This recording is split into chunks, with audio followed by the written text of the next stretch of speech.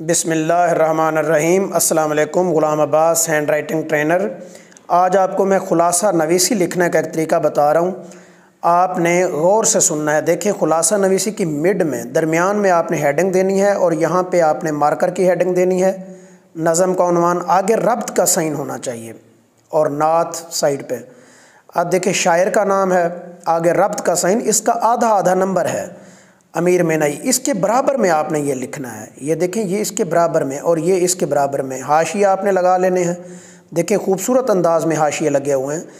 आपके पेपर में एक टेढ़ी लगी हुई लकीर एग्जामिनर के दिमाग को टेढ़ा कर देती है। भाई, वो आपसे नाराज़ हो जाता है, फेड अप हो जाता है और वो आपको कभी भी अच्छे नंबर नहीं देता। अब यहाँ से आपने शुरू करना है। देखें, ये ऐसे खूबसूरत अंदाज में लिखना है, हर लफ्ज़ के दरमियान फासला हो।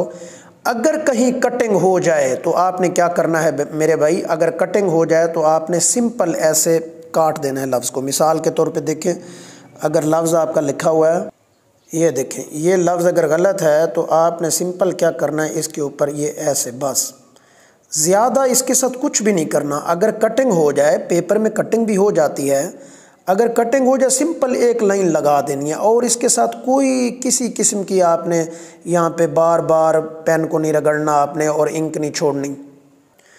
और याद रखें कि एग्जामिनर सिर्फ इतना चाहता है कि आपकी हैंड राइटिंग ऐसी हो कि मुझसे पढ़ी जा सके, फेड अप ना हो कोई बंदा भी उसे चेक करते हुए। एग्जामिनर ये नहीं चाहता कि एक एक लफ्ज़ को बना संवार के लिखें, लेकिन अगर आप एक एक लफ्ज़ को बना संवार के लिखते हैं तो अच्छी बात तो है, लेकिन यह है कि एग्जामिनर चाहता है कि कम से कम ऐसी हैंड राइटिंग हो कि पढ़ते हुए किसी को भी दुश्वारी ना हो। बस आप इस चैनल को सब्सक्राइब करें, लाइक करें और इंशाल्लाह मैं बहुत अच्छे अंदाज में, खूबसूरत अंदाज में आपको बेहतरीन बातें बताता रहूँगा और इंशाल्लाह आप बेहतरीन नंबर लेंगे।